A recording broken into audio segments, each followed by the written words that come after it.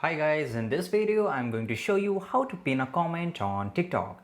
So let's go to the TikTok mobile application here, and after that let it open, and you have to go to your profile, which is on left top side corner, right? And here you have to click on the video that you have uploaded. So I will just click on this. Let me pause this video, and here you can see that on the comment section that is on the right side below the like, just click on this, and after that you can see there is a comment here, right? So how I can pin it?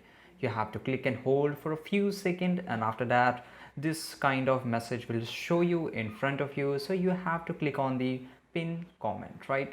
And after that you can see here that there is a notification of pinned comment, and here you can also see a mark of pinned. So in this way you will come to know that this comment has been pinned. So this is it guys, this is pretty easy, and if you found this video really useful, like this video, subscribe our channel, and see you in the next video. Till that time, take care, goodbye.